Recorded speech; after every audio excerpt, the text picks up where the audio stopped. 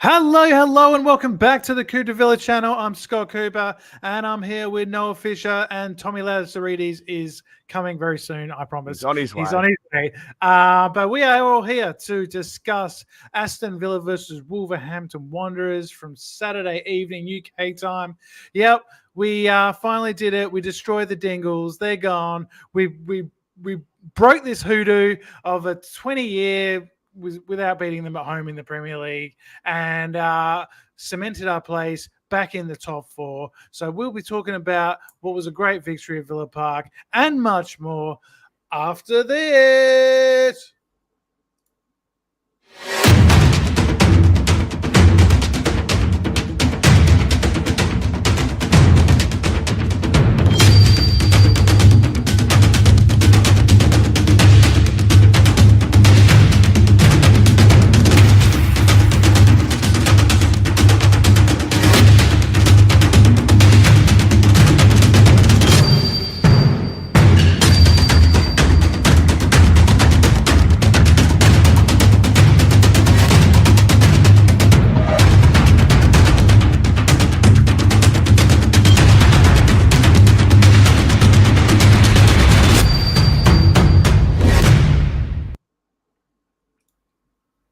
Okay, so welcome back to Coupe de Villa live. Make sure you get all your questions in. We've already seen that there's quite a few of you guys already in the lobby with your questions, with your comments. Hello, all. Hello, Gene. Hello, Michael. Hello, everyone. Jeff. Well, good to all have you back. And after a great win, it's always good to talk to Villa. And happy Easter. Hope you all had a great time with your families and you got lots of eggs and you enjoyed some time off and you enjoyed the game. And we certainly enjoyed the game, Noah. 3 points after the international break. It felt like such a long time since that West Ham game. And good to be back to winning ways at Villa Park under the lights. Look, I think the big story out of the game for me was Moussa Diaby. And his return to form, and just at the perfect time as well. What a goal and it really just settled us down, in a game where we didn't start the best, and it was an absolute screamer and really got us going and got us close to those 3 points. Yeah, as you said, Scott, happy Easter to everyone watching. Very good Easter. Obviously, Villa getting the win. 4:30 in the morning kickoff here in Melbourne. So was that 1:30 for you, Scott, or 2:30 for you? 1:30, yeah. Yeah, so early morning, but all worth it when Villa get the win. Obviously, those morning kickoffs can be a drag if we don't get the 3 points. And yeah, I can't get over that goal from Diaby. I think I've watched the highlights on that about 50,000 times. So thanks to me, the Villa views are looking good on their socials. I'm getting their engagements up on my own. The atmosphere was electric. We finally beat Wolves at home in the Premier League. As I said last podcast, I didn't know the last time we did beat them. So 2003. That is 2003. Quite amazing. But we finally did it. And one Pablo Angel, who was at the game and got a nice little rendition of his song when his face came up on the big screen. He was in the team that day, and now he looks very different with the short hair and a bit of grey, but just shows you crazy to think that, guys like Gareth Barry and, Vassell and these kind of guys were in the team back then. So it's been a long time coming. And, I just want to say hello to that little annoying it's a Wolves fan that used to do those songs about us feel it going down, down, down. Well, we're not going down anymore. We might be going down to Spain next year in the Champions League to play Real Madrid, but that's the only place we're going. So it popped up on my socials this morning or something, and it gives me a laugh because at the time, like, we weren't very good. Let's be honest, we weren't very good. But obviously times have changed. Even when I remember when he kept on resharing it when we had Gerrard as our manager, and again it was warranted because we were absolutely shocking. But we're a different team now. He's been pretty quiet. He's been pretty quiet of late. And look, I think Villa started the game a bit quiet, and I think that's maybe if I can be a negative Nancy for a little bit. starting halves seems to be a bit of an issue for us, and I think we start slow after a break, the first half or the second half, and 10 or 15 minutes in, I was a bit worried, and it all sort of could have been a lot more difficult for us if Unai had put that one away, but it was a great save from Emi Martinez.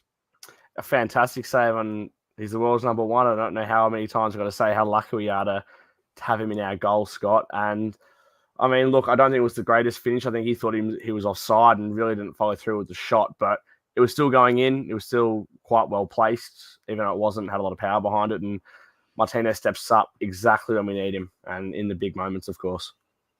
Yeah, it's not an easy save because you can easily just, go down easily there as a keeper and kind of pick one way and maybe guess a little bit. But he sort of stayed big and, waited, until Unai had the shot and, saved it with his midriff. It was a great save. And I mean, how many points do you think he's won for us or saved us this season with moments like that? It must be. It must be 9 or 10 points. It'd have to be exactly. I know this game probably would have been a lot different if that goal had gone in, but I think it was his 50th Villa clean sheet, if that's correct. In the Premier League, yeah. Premier League, yeah. So he's approaching that record very fast. I think Mark Bosnich has that record. If I'm not wrong, with 60 something. I think he has 65 clean sheets. I'm not too sure on that one. But yeah. 60s. He's in the 60s, and he's come for that quite quick. And 8 games to go, 8 more clean sheets, 58 for the season. If you don't mind, Emmy, that will do me just nicely.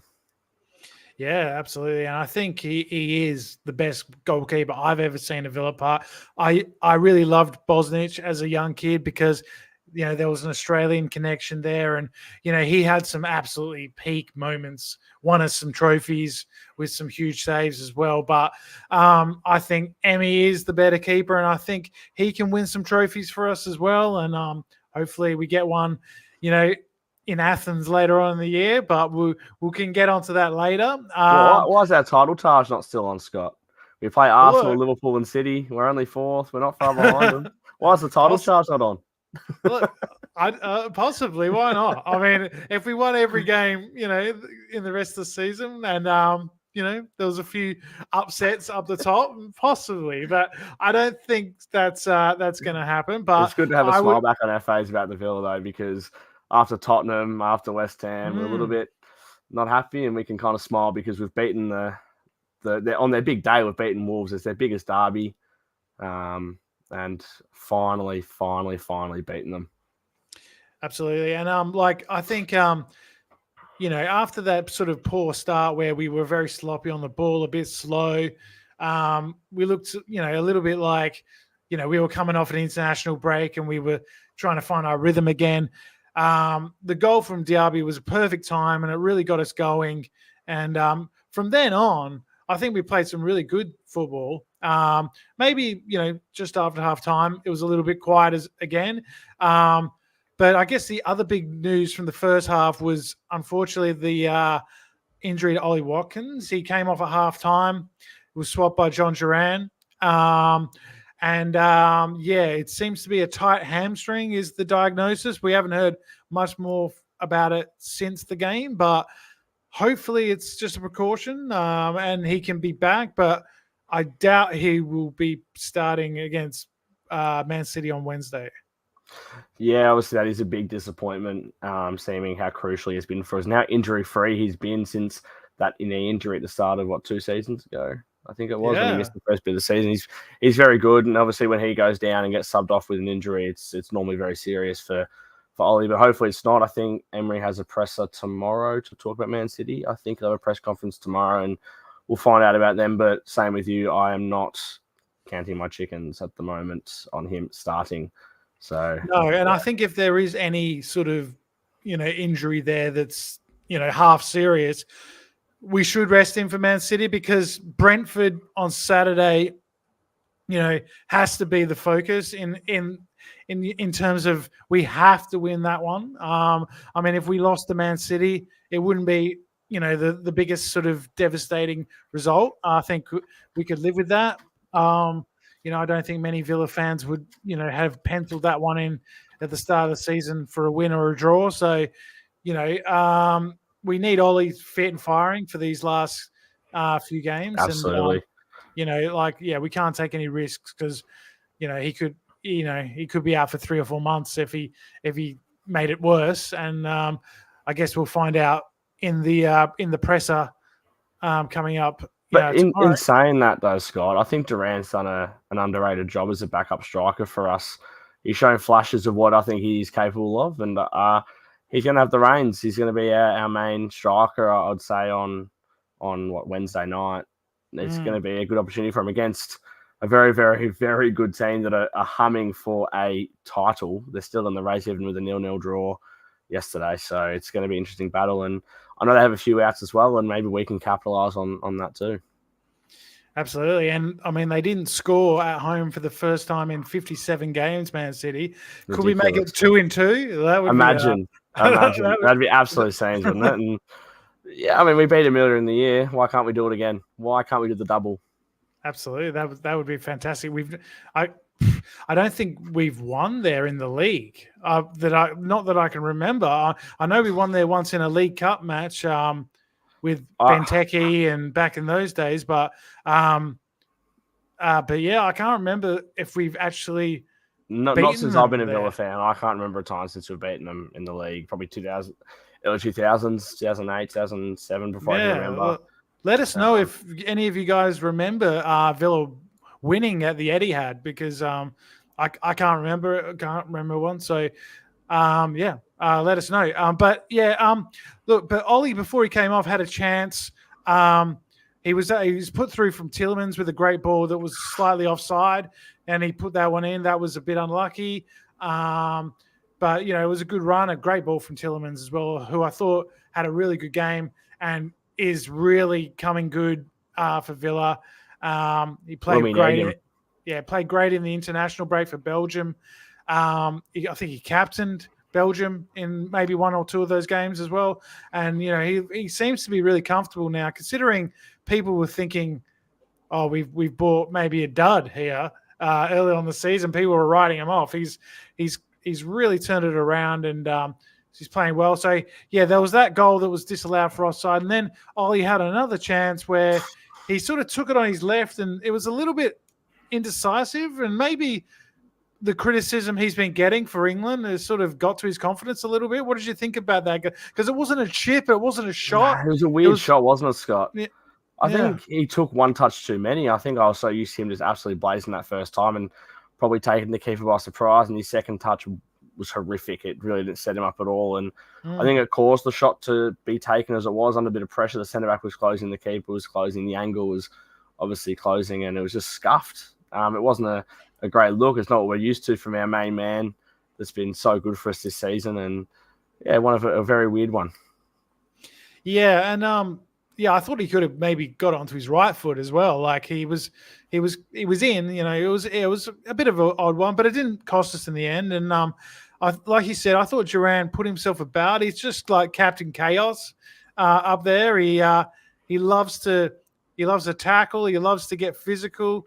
I thought the way he was holding off their centre back Kilman was really impressive. And look, those kind of attributes, especially against Man City, are going to be really important. To hold the ball if we're under pressure defensively, and we can knock the ball up to him and he can take the pressure off. That those kind of attributes in a striker are so important. And if he can kind of tinker with some of with his touch and some of the other parts of his game, he's going to be a top striker.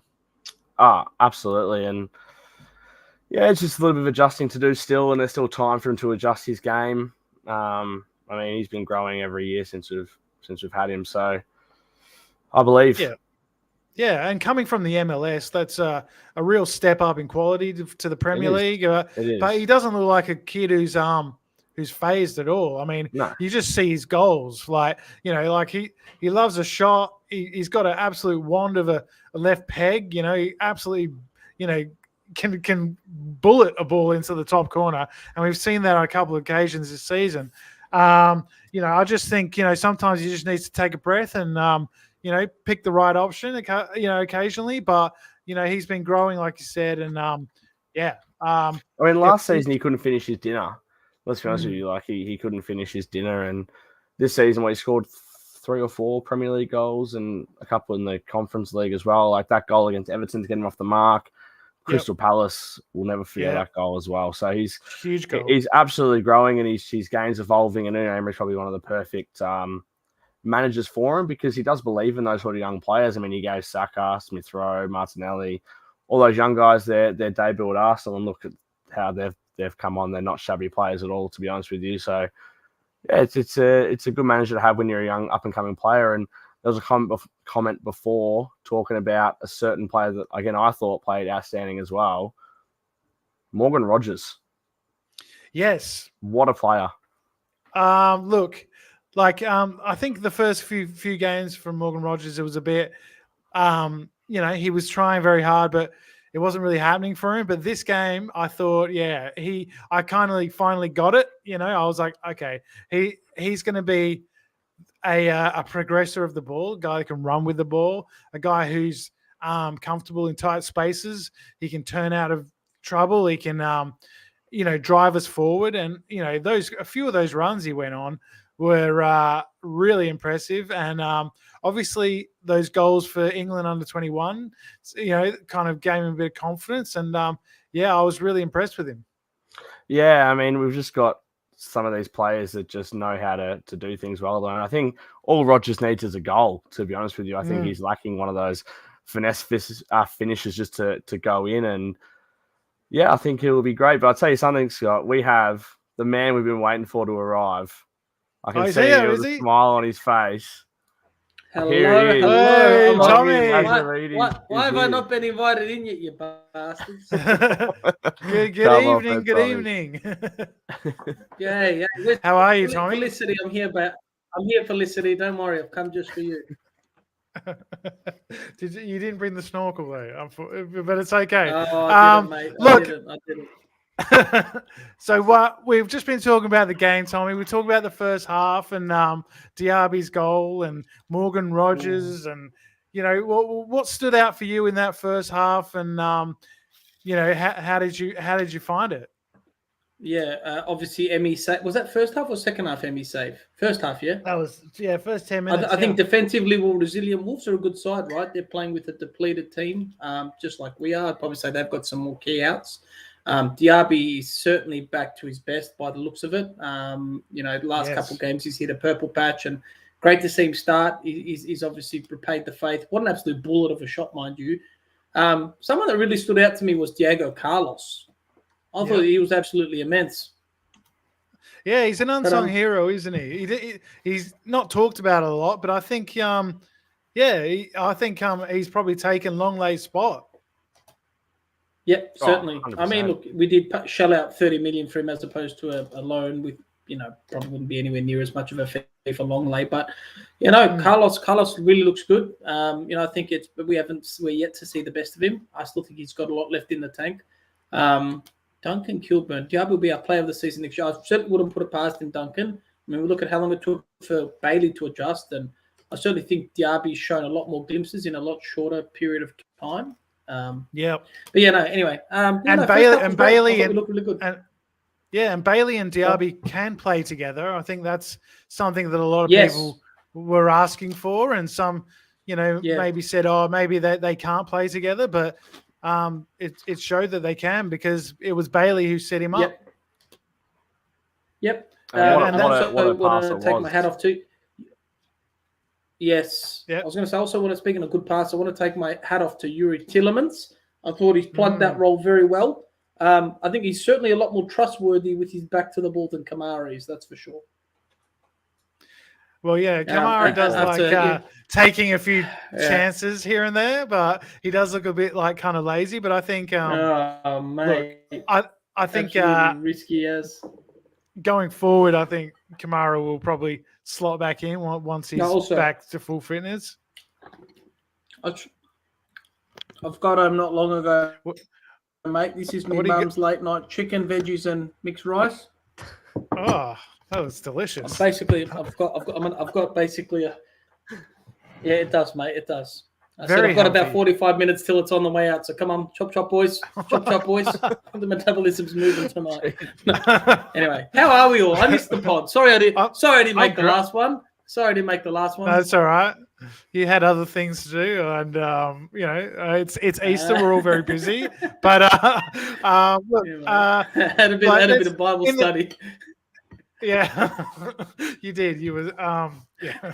All right, I'll leave that one alone. But look, I think going on to the second half, I think we started off a bit slowly again. I think with the Watkins injury, I was starting to think maybe we're trying to like hold on for a 1-0 here a bit, and it was a bit slow and a bit pedestrian. But then the substitutions and made a huge difference. And Duran, of course, who came on at halftime, but one guy who's copped a lot of flack on social media and from villains around the world. Zaniolo.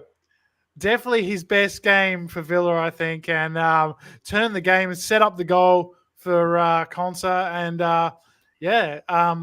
did Konsa mean it? Probably not. Absolutely. But absolutely meant it. What a goal! What a finish! That could win the Puskas Award, Scott.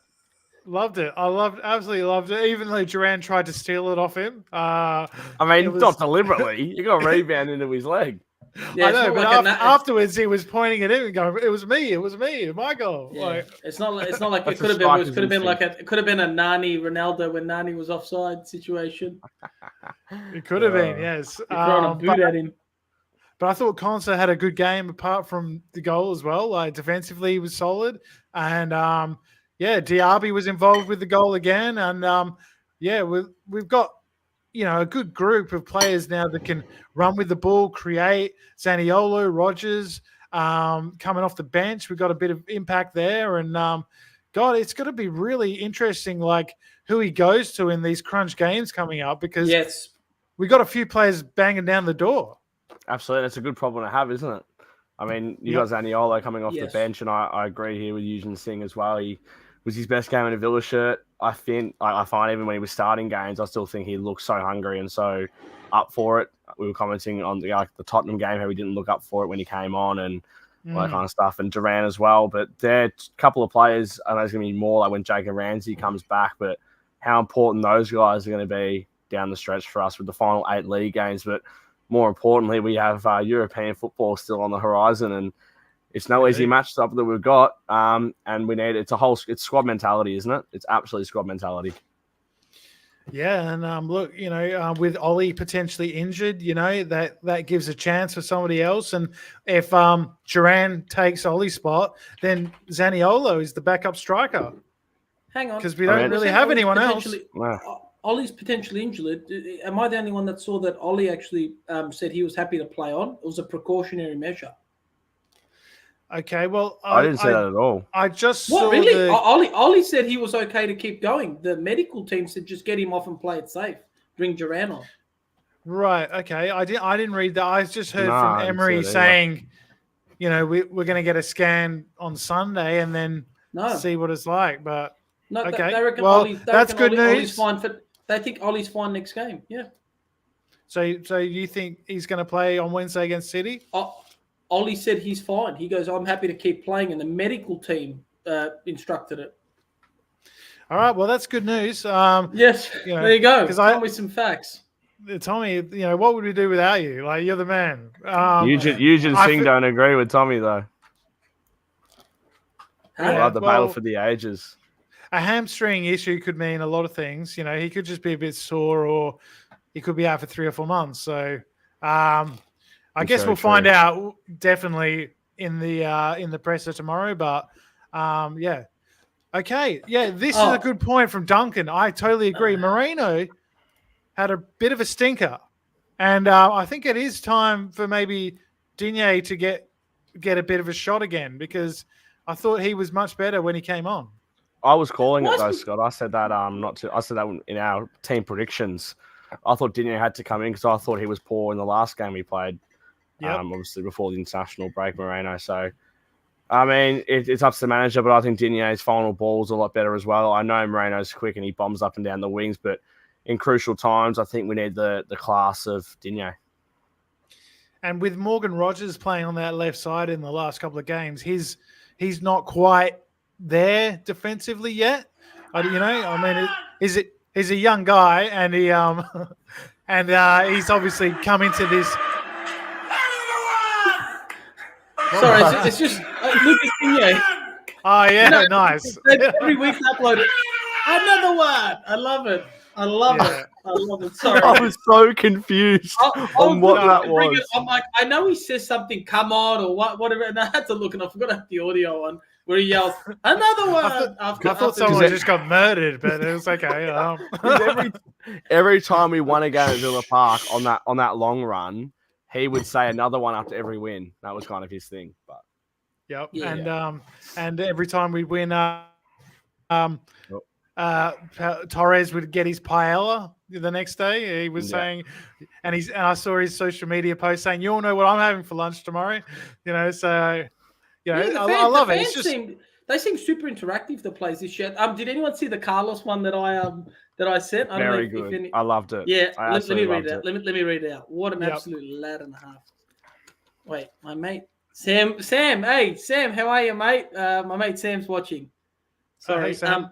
Hi, Sam. Samueli, mate. Samueli. He supports the Detroit Lions, an absolute heartache of an NFL side that had a very stellar year. I think they made the Final Four, right?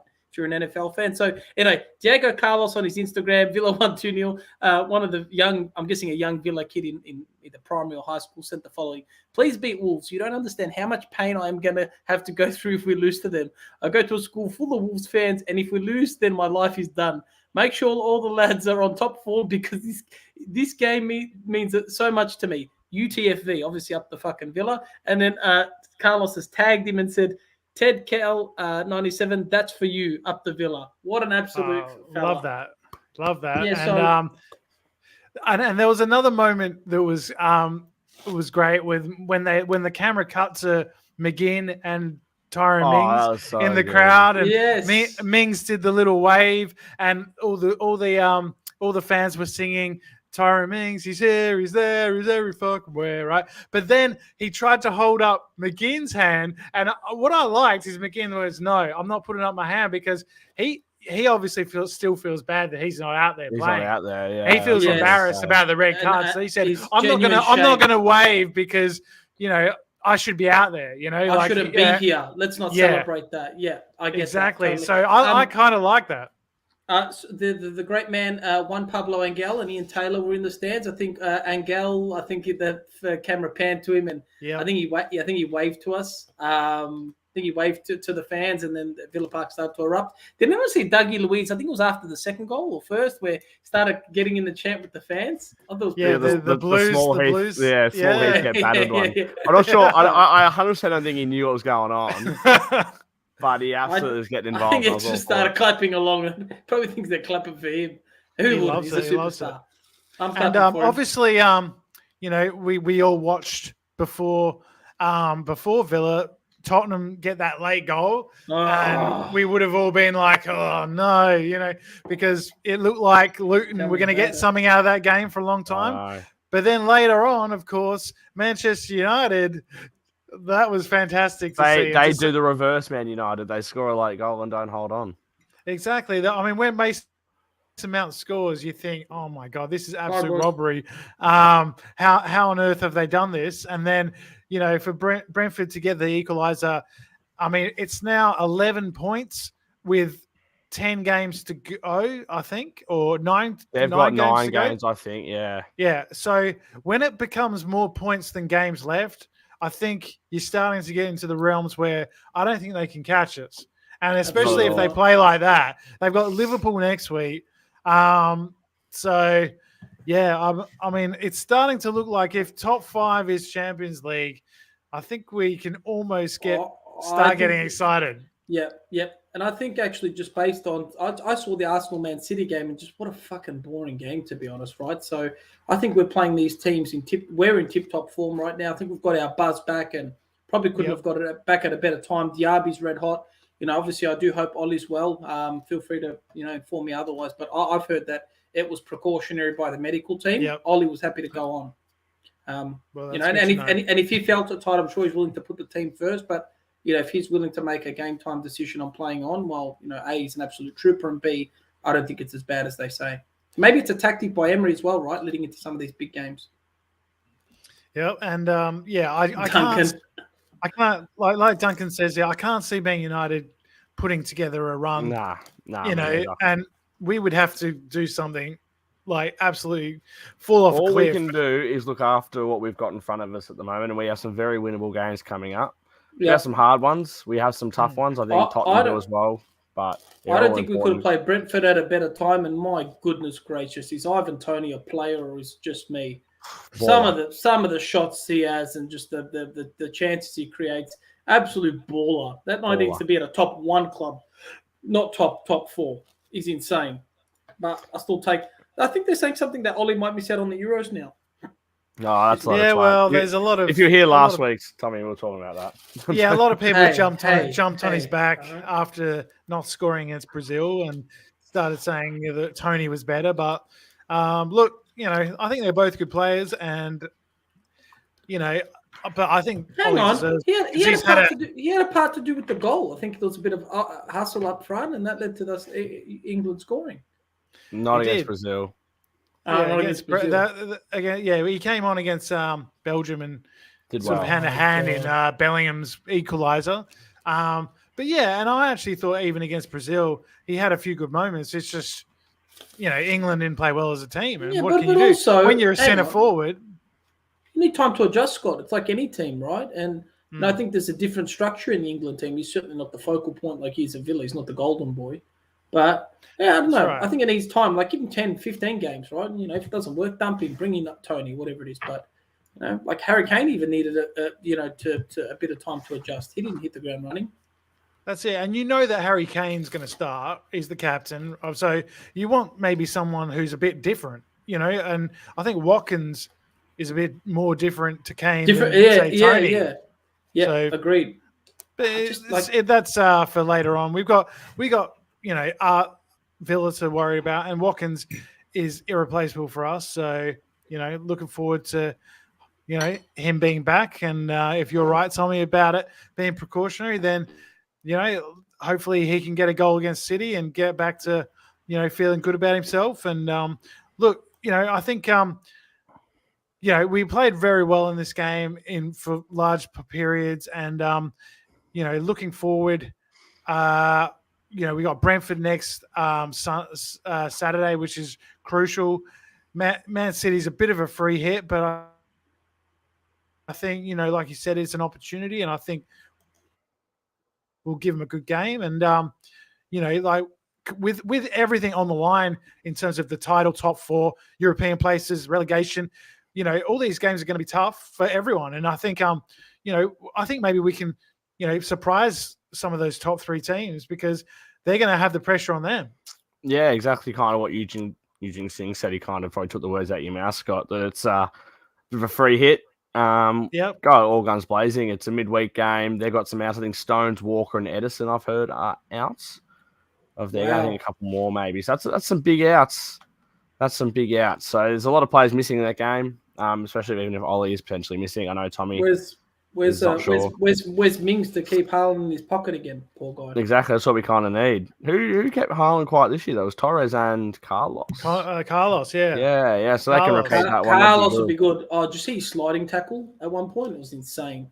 I'll tell you what, we're finally getting the player that we bought. If you know what I mean? That Achilles injury really set him back, and it's taken him a while to get better. It was here, wasn't it? Didn't he do it in Brisbane? No, he did it. Literally the first home game against Everton. Yeah. He was a beast. No, he went head to head with Patrick Bamford that time in Brisbane. I really hope he just king hit him one. That would have been great. No, I'll tell you what, and that was like one of the days I really appreciated how he's a big boy. And imagine going up against him as a defender. Like if you're let's say, I don't know, Hoyland from United, you're a scrawny young kid, and you're going up against that. I would walk off the pitch. I think that Wolves kid, was only 18, and he really didn't get much change out of him at all, because the physicality and the experience, and Wolves have got a few injuries, and Gary O'Neill, his comments after the game, I don't know if you caught them, were a bit weird, saying that they were the better team for a lot of the game, and that that if they had Neto and Cunha and these kind of guys, they would have probably got something out of the game. But what a salty fucker! I wonder if coaches can get drug tested as well, not just players. I will say though, I will say that they played well for the first 25 minutes. I'm not gonna lie. There's another 65 plus extra. I know, Tommy, but we normally get Wolves fans in the comments of these podcasts absolutely ripping us to shreds for not giving them any credit. If they've made it this far in, I thought give us some credit now. We need to give them credit, honestly. For all Wolves fans in the comments, I'm kidding. Fuck you all, you pieces of shit. Up the Villa. Yeah. Look, but feel free to subscribe. No, I mean, look, we haven't beaten them for a long time at home in the Premier League. So I don't feel sorry for them at all. The amount of times we all remember that game, we were 2-0 up and they scored 3 goals in the last 15 minutes. I'll never forget that. I'll never forget that.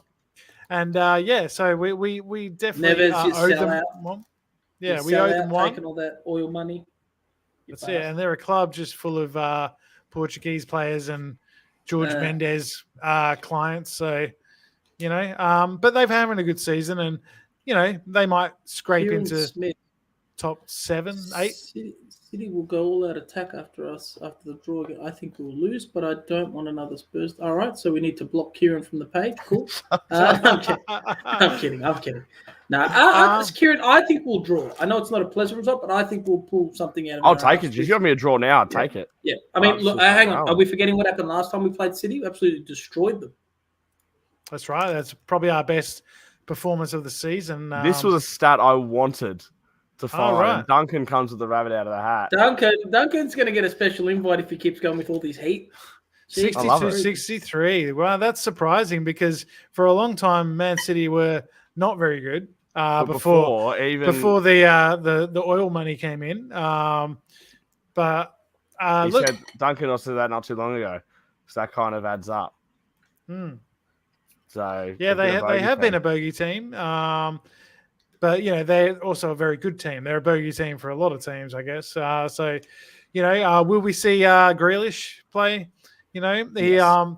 He got absolutely destroyed by Pep after the game in that kind of moment of he got told off, given the hairdryer treatment a little bit on the pitch, which was a bit strange to see, but he didn't look too happy. By Pep especially, that's something he doesn't normally do. He normally keeps his cool head and then deals with things that the cameras aren't. He did do it once with Haaland. I remember him doing it once with Haaland. It might have been half time. Yes. And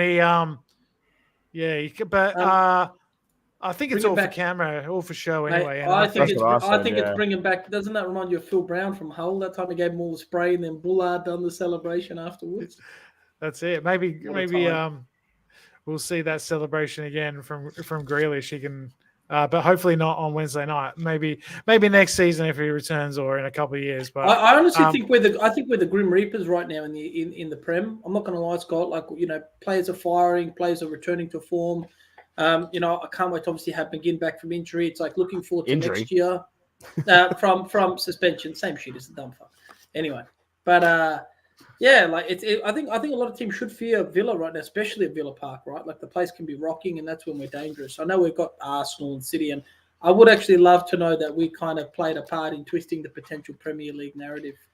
Well, yeah, we got Liverpool at home the second last match, so that could be a crazy one. It could Klopp's last away game in the Premier League, and it's probably going to be all to play for, I would say. And look, I know Emery's committed to Villa, but does anyone fear potentially losing him end of this season or next? No. I don't think so. I think he enjoys being at a club like Villa where he can have a project. Less pressure. Well, there's still pressure, but I think he knows that we're going to back him, and we're not going to get angsty if he doesn't win a couple of games in a row, because we know he's a good manager, and we're going to the right people around him, like Monchi's come in, and he's really running the show for us.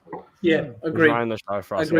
He hasn't I don't know. I don't know if he's ever. I don't know if he's ever had that elsewhere. It sounds like at Sevilla he did, but someone like a PSG probably not. Arsenal, no. I think there's too many chains of command. Arsenal, he didn't get to do what he wanted, and that's why he kind of didn't. But hang on, well, I think there was money issues, and he actually, said he took a dog shit Arsenal team pretty far, right? On a exactly, no, 100%. And that's always a sign of a good coach. I said, Mourinho, you want to be good? Go prove yourself. Go fucking sign for Nottingham Forest. We'll see if you're any good. Pep, you're getting Sheffield United. We'll see if you're any good. It's easy when you go to clubs with billions. Arsenal fans are particularly disgusting. I hate him. Why do they hate him though? I don't know. I mean, I don't really hate Steven Gerrard. He didn't do a good job for us, but I don't hate the guy. I don't. And he nearly got us relegated. Emery finished fifth and got them to the Europa League final. It was. I don't know. It's the Big Six syndrome, in my opinion, Scott. I think it's the fact that maybe. Well, who is the Big Six now, right? Everyone's talking about him, and he couldn't do it with them. Everyone's talking about him at Villa and what a good job he is and what a good manager is and how good he was at Seville and Villarreal. And, since that, like Arsenal haven't won maybe as many trophies as they thought they were going to win. Trophies? What did they win? Well, they won the FA Cup with Arteta. But that's all they've won. And, they probably thought they were going to win the Premier League last year. And they didn't. So, look, I don't get the bitterness from the Arsenal fans. I don't get it either. And they want us to fail. They want Emery to fail. But, that's a bit silly. I don't feel like that about our ex-managers. Dybala in. 12 million, right? Yeah. Well, he's never fit. Yeah, well, that's the thing. I know his wages are like, but geez, man, just pull the fucking trigger. Yeah, he's made of glass, Dybala.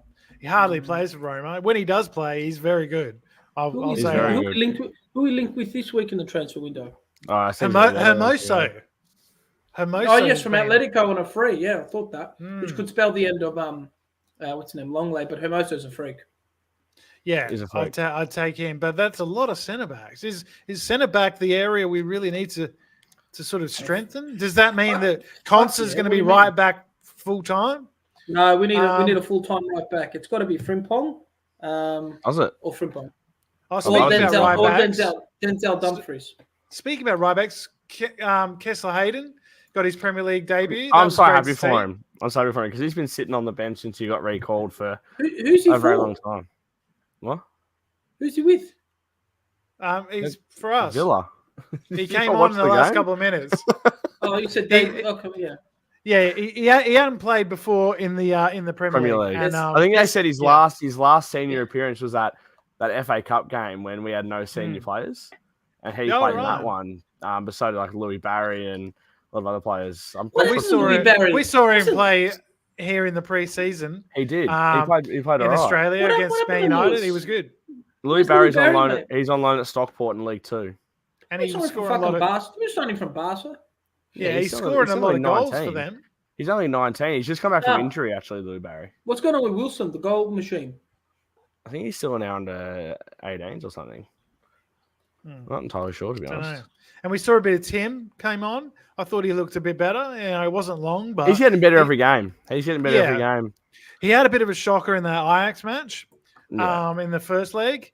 And it's going to happen. Yeah. And they're young kids. You've got to fit into the system, Scott. That's a problem. Knocking on the door, it's a good problem. But, like when you're chopping and changing constantly, no one's going to hit a purple patch. No one's going to hit a run of form. I'm all for competition. Let us know in the comments if you could strengthen one area, where would it be? Yeah. I mean, for me, it's right back. I think we need a different option to Cash. I mean, I'm not saying get rid of Cash. He's good, but I think we need someone else, and then maybe a left winger. Jack Grealish. I was waiting for Scott to say that. To be honest, I was absolutely waiting. I take it, but then I mean, Diaby and Back and left wing. Diaby and Bailey are working well. Diaby sort of floating a bit more. Bailey coming off that right-hand side. So, yeah, I mean, Duncan says right back and left wing. So, what about centre midfield?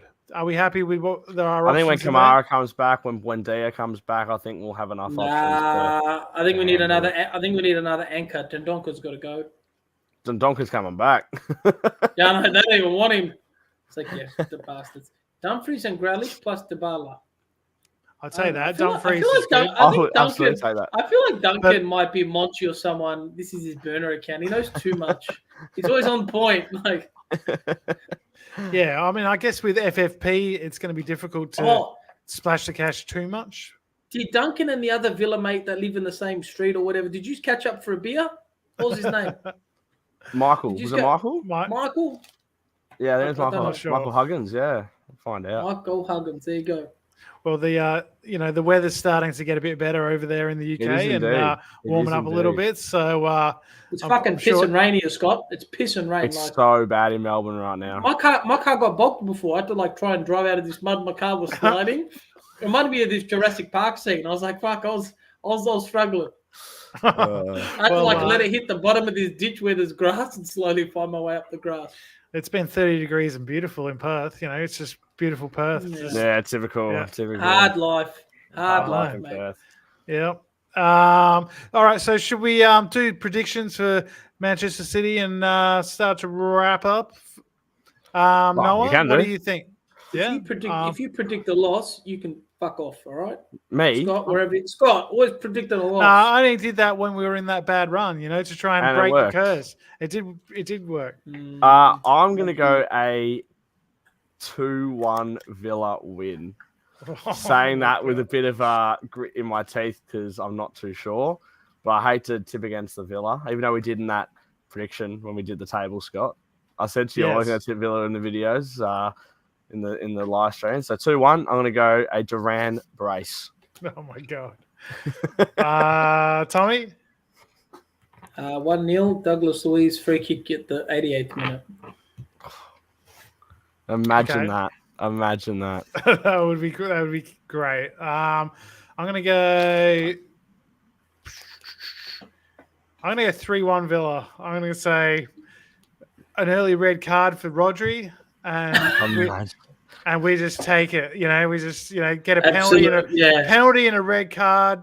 Douglas Luiz puts it away, and then they try and come at us, and we leave space for Diaby and Bailey to run riot.